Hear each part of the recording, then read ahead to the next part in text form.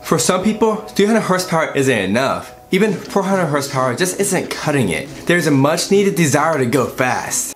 This list is short, this list is simple, and most importantly, this list has some very unreliable cars. Besides one that's not as unreliable. 2007 Mercedes E63. This car can basically keep up with a Corvette. And for a luxury car, that's pretty insane.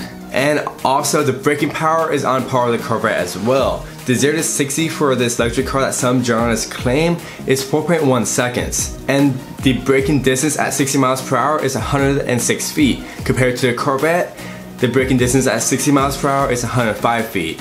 So 0 to 60, they're on par. Braking distance, they're on par. So this is definitely meant for the drag strip with a 5.5 liter V12. And it also has a huge array of luxurious features. What are the issues of this Mercedes E600? The E600 comes with the Distronic Plus, which interferes with radar detectors. So watch out guys. Active body control leaking hydraulic fluid, misfires due to coil pack failure, cracked drive shaft causing vibrations, leaks from dip seals, CD changer may fail, aromatic pump motors may fail, and the list goes on. And all of which are pretty pricey repairs. 2005 Porsche Cayenne Turbo. Some auto journalists even claim that this 2.5 ton car can get under 5 seconds 0 to 60. The manufacturer claims that it will get 5.1. Multiple journalists have gotten it under 5 seconds, so that's pretty awesome. The Turbo came out when the rages of global warming were at its peak. Electric cars are coming out and the fear of oil running out. However, the Cayenne made its way through all the political incorrectness. The Cayenne was at its peak in regards to tech for the time. It even had a panoramic sunroof, which is pretty cool. But it seemed to have a lot of problems. It's still awesome to have. Although most of the tech was up there, the Navi system was basically junk. There were buttons all over the Navi system, which made it very complicated for users to use. But the leather interior made up for that. What are the issues of this Porsche Cayenne?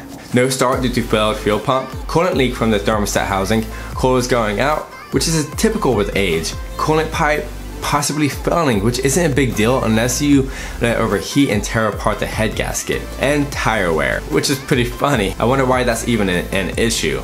Some people just like to dump the throttle. And in regards to luxury cars, especially with this much power, this is very reliable. It's not Toyota reliable, but luxury car reliable. There is a difference. 2007 Mercedes E63 AMG. Out of all three of the cars on this list, this is the fastest and it has the best gas mileage. And it's a V8, so you don't have to worry about the V12. I mean, V12s are cool, but who likes to work on them? So you could either get a 2016 Dodge Charger SRT8 or this Mercedes for a fraction of the price. And the funny thing is that this Mercedes can keep up with that Dodge Charger SRT8. Now you would argue that it's not reliable, and that's true. It's definitely not as reliable as the Dodge Charger SRT8. Now the SRT8 is still going to have its fair share of issues because it is a Chrysler product. 0 to 60, they're head to head. Through corners, the Dodge Charger has the Mercedes AMG because AMG cannot take corners. It's not very sporty feeling compared to SRT8. Very soft suspension, the throttle response is very slow, and it's very cushy, and it feels kind of like a boat going through corners. Now that is a huge comparison compared to older AMG and the newer AMGs because new AMGs can actually handle. The biggest thing that I'm getting to is that this E63 AMG is a fraction of the price for one, and for two, although it's used, it's gonna be like a brand new car because people who own these older German cars, especially AMG, they take care of them. It's gonna smell like it came straight from the factory, especially for the next 50,000 miles, unless you decide to trash it, which happens to a lot of these Dodge Chargers. So this AMG is a pretty awesome car. So what are the issues of this E63 AMG? Aromatic suspension system may fail, drive shaft may flex too much and cause vibrations, you know, all them horses. Front thrust link bushings going bad, leaks at the diff, and there are loads more potential issues. Although this car seems awesome at first glance, it's not really worth a glance unless you have a pocket full of Benjamins. However, it does have 500 horsepower for about $10,000. I know this list is short, but finding 500 horsepower for about $10,000 is not an easy task. To find each of these cars for that price range, you will have to be patient because for one, these cars are, not many people buy these cars and have them stored in their garage. And for two, not many people are actually selling them.